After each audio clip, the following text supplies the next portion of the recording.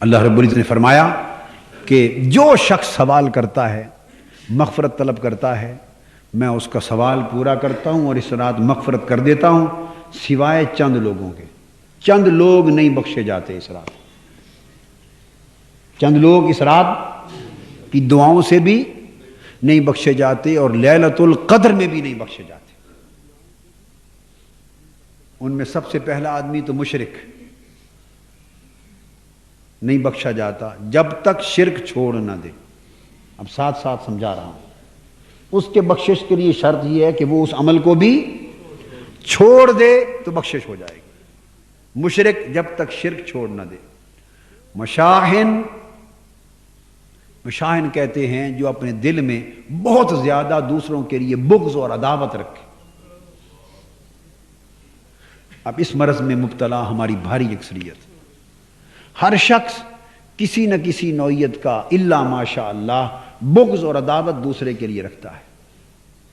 یہ حقد اور حسد جو ہوتا ہے اور یہ بغض اور عداوت پر جس کو خدا واسطے کا بیر کہتے ہیں، تو فرمایا بغض اور عداوت دل میں رکھنے والا اس شب برات اور شب قدر میں بھی بخشا نہیں جاتا۔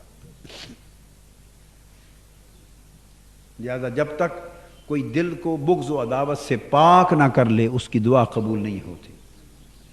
تیسرا فرمایا وقاتل نفس، اور قاتل اللہ کی مخلوق کا خون بہانے والا قاتل، وہ نہیں بخشا جاتا جب تک اس کی تلافی نہ کر لے اور چھوڑ نہ دے۔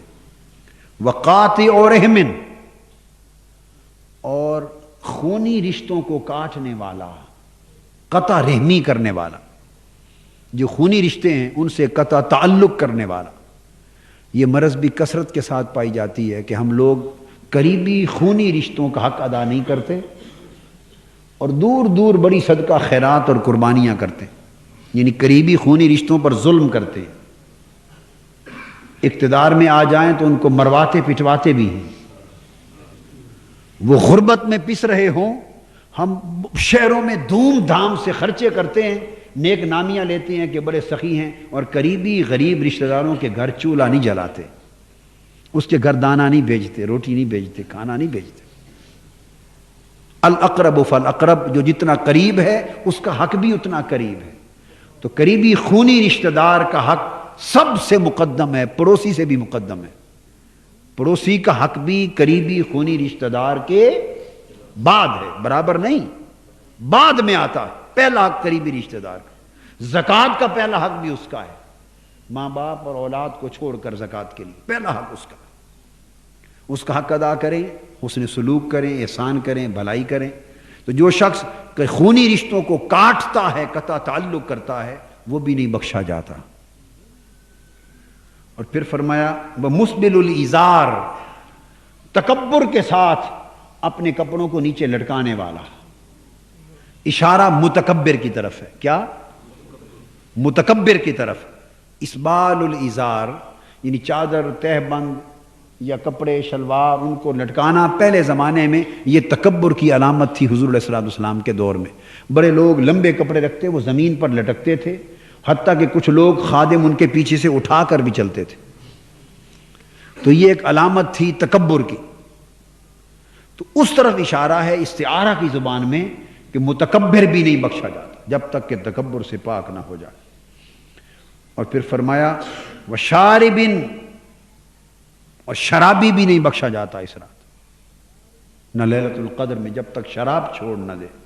وقطات، اور فرمایا النمام، قطات یا نمام چغلی کرنے والا، جو پشت پیچھے غیبت کرتا اور چغلی کرتا، وہ بھی نہیں بخشا جاتا۔ غیبت کرنے والا، چغلی کرنے والا، وہ بھی، یہ چغلی کی عادت بھی عام ہے، ایک دوسرے کے کان بھرتے ہیں پشت پیچھے، کہتے ہیں نہیں میں کوئی برائی کے لیے نہیں، ویسے میں کہہ رہا ہوں،